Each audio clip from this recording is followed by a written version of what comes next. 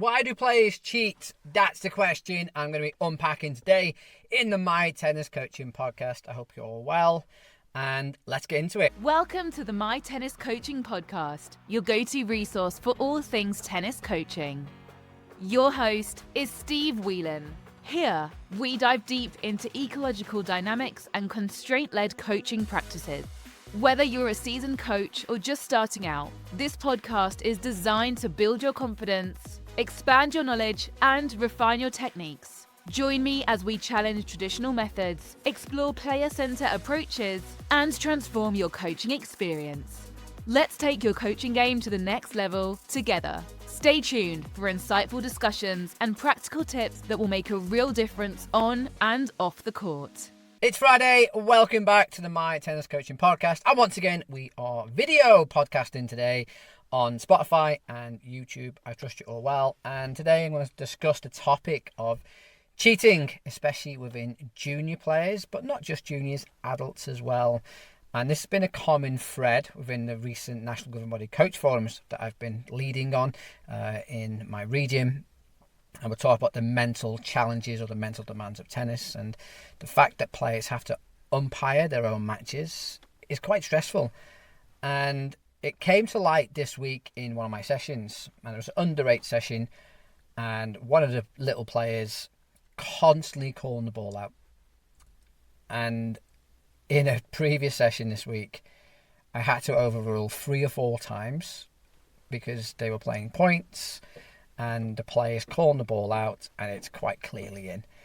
And 3 of the occasions, the player's actually inside the court with their shoes and the ball's landed in front of him and they've called the ball out. And the first time it's a case of, well, was it out? Yeah, it was out. Unfortunately, it was in. Carry on. The second time it's a case of, okay, this is the second time it's happened. And to be fair, it happens all the time. It happens every single session with this player.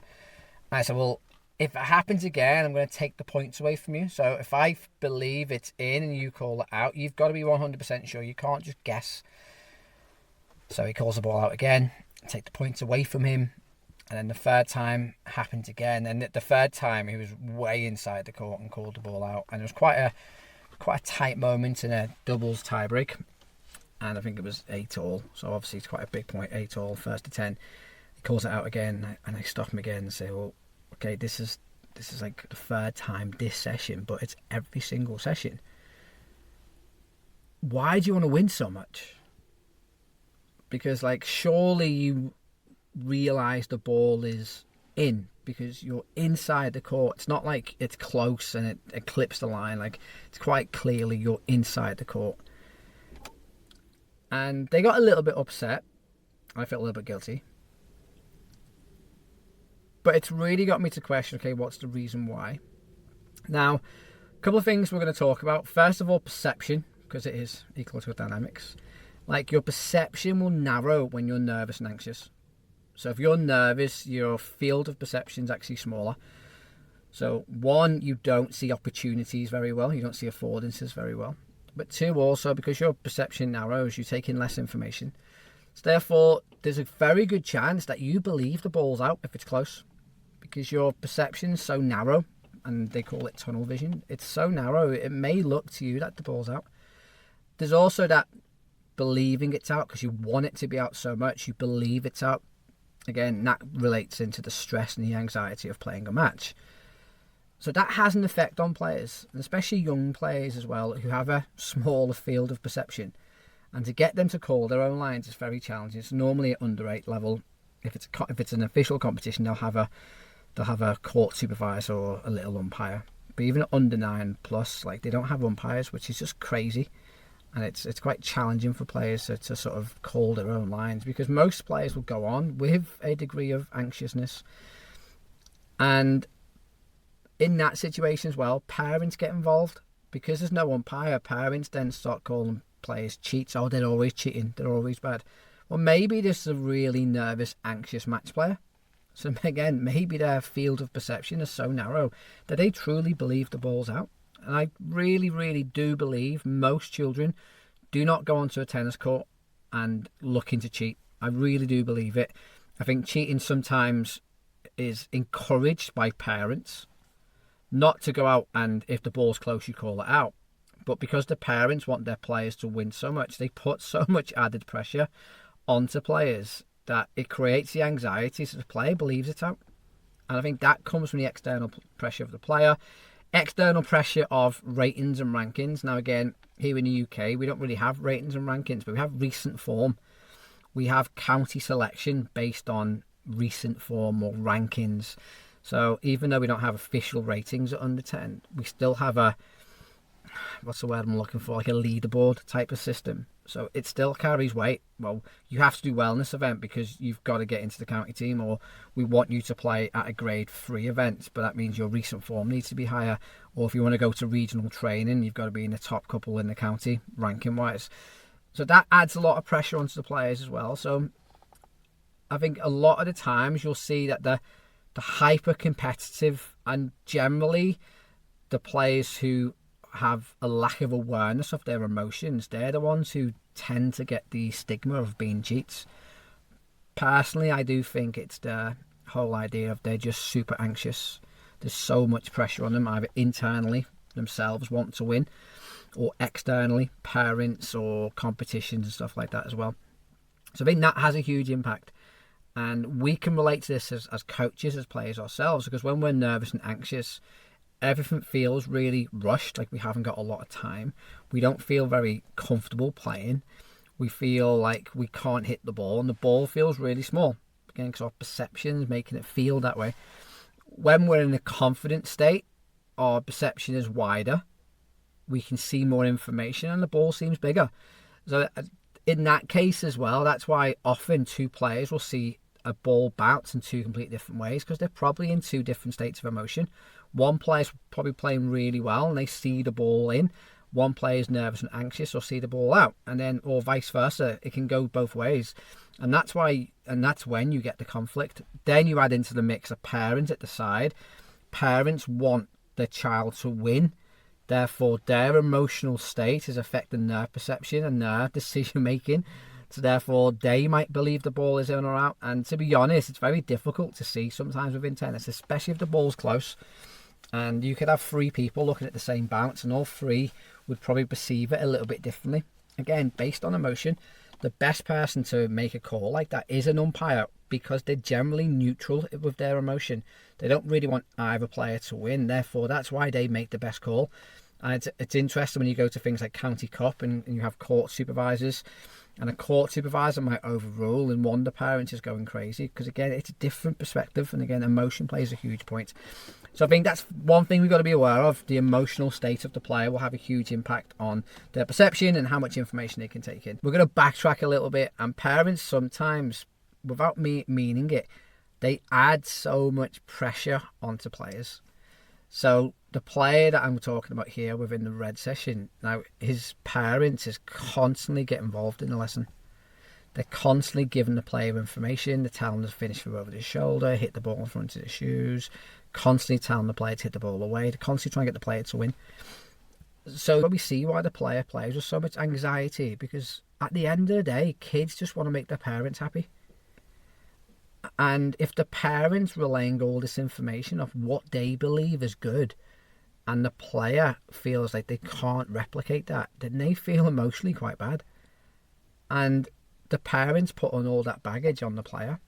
From a parent's point of view, I do believe parents want just what's best for their child. They want their child to be successful, and they truly believe they're probably helping.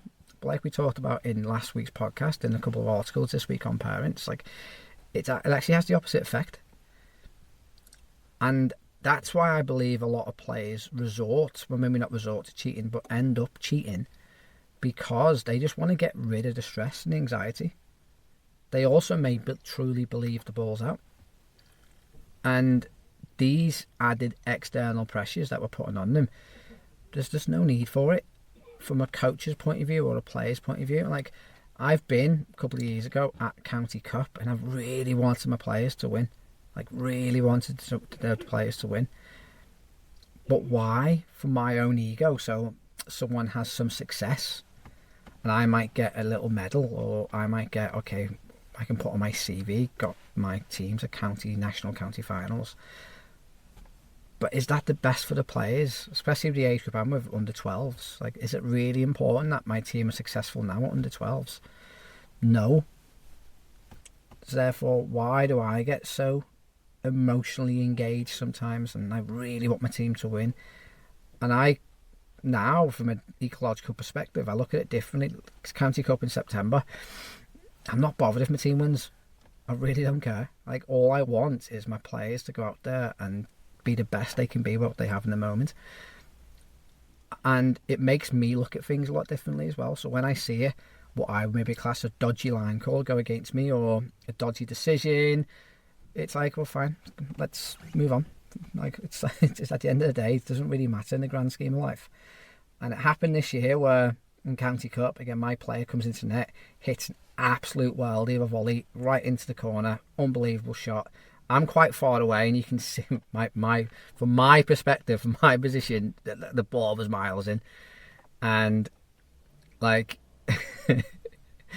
the girl calls it out, and like my player just blows up. And in the past, I probably would like, oh, call for referee. That's ridiculous. That's like so far in, it's unreal. And I was like, okay, move on. Like, fine, whatever.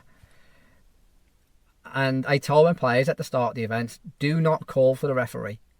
Like, don't call for the referee at all. There's no point, because all the referee's going to do, they're going to come on, they're going to say, well, it's their call. You just got to get on with it. So there's no point, just going to waste time. Let's just play the game. It really shouldn't come down to 1 point or 2 points here and there. Like, the winner should win over the course of the match. And my player lost the match.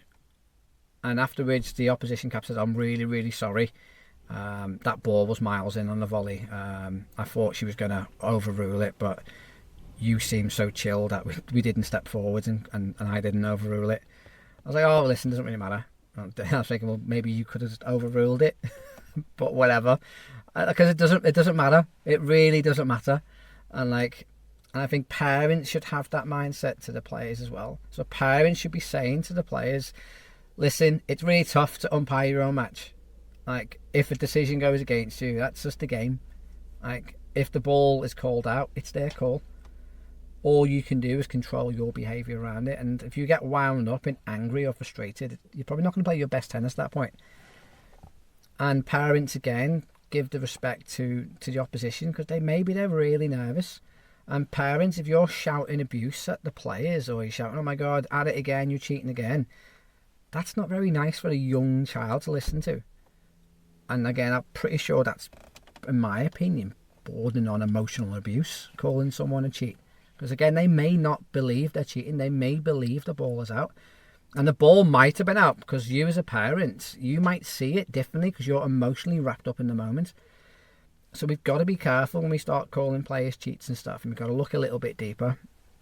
And the player in question, I'm going to have a chat with the parents and just say, listen, there seems to be a lot of internal, external pressure on this player at the moment. So like, in training, they're constantly calling the ball out, and they're getting really emotional when they're being overruled. And they're also they're almost isolating themselves, because no one wants to go with them in the group, because they're now getting a reputation of, well, they always call the ball out. So I just think, like, we need to understand where the pressure's coming from. Is it coming from the parents? Potentially. As I said, I've seen a lot of behaviour from the parents to suggest it might be external from the parents. It might be from the player themselves. Like, they really want to win so much, but then we've got to give the player some perspective. Like, it's training. We can't win every point. We need to lose to learn. Learning is when struggle happens, so we need struggle. If we're constantly winning, we're not under struggle, then it's not great. It's interesting as well, because you'll see themes, and just looking outside of my centre here at the moment and looking at other centres where I've worked at previously, coaches seem to have batches of players like this as well. And I think sometimes it is coach led, because coaches do put a lot of external pressure on players. You might be thinking, well, how do coaches put external pressure on? Well, if you constantly comment when your player misses, all they believe is they can't miss, and every time they miss, it's wrong. So if you're constantly intervening and fixing the player, then that puts an external pressure on. And they don't want to miss, and they don't want to lose, because they don't want the third degree from you as a coach saying, well, this is how you're going to get better. And I always say to coaches on coach workshops, you wouldn't work at a club where every time you made the slightest mistake, your head coach told you how to improve and where you're going wrong. But coaches, we think that's our job, and that puts a lot of pressure on players as well. So it's not just down to the player. I think there's external factors, whether it be from the parents, it might be from the environment, that a national governing body or the club environment that's setting the culture of a club, and then obviously the coaches and the parents might put some pressure on as well. But I think we need to look at the broader environment around players. And again, certain clubs, certain coaches have reputations for having cheating players, and again, you have to look at the values of those places, and are they constantly strict and shouting at players for getting things wrong? Are they obsessed with results? Are they obsessed with putting Facebook and social media posts online of their winners, and therefore players think they need to win to get that recognition? I think it goes a little bit deeper into that. So there you go. Hopefully you've enjoyed this podcast. I'm trying to keep this podcast down to 15-20 minutes, and hope you find it useful. If you do find it useful, do me a huge favour, especially if you're on Spotify. Like it, share it with your parents, share it with your coaches. It really helps get it out more. Spotify is one of the hardest platforms, almost harder than YouTube. Same on YouTube. Share it, like it, if there's some value in it, because obviously I'm not driven by likes and shares. However, it does give me motivation when I see more and more people are engaging and pushing the content out. But yeah, a huge thank you to everyone who does that already. And I will speak to you next week. Thank you for tuning in to the My Tennis Coaching Podcast. If you enjoyed today's episode, be sure to subscribe so you never miss an update. Your support helps us bring more insightful discussions and valuable tips to enhancing your coaching journey. Don't forget to follow us on Instagram at MyTennisCoaching for daily inspiration, coaching advice, and behind-the-scenes content. Stay connected, stay inspired, and keep pushing the boundaries of your coaching skills. Until next time, keep fostering growth, innovation, and excellence on and off the court. See you in the next episode.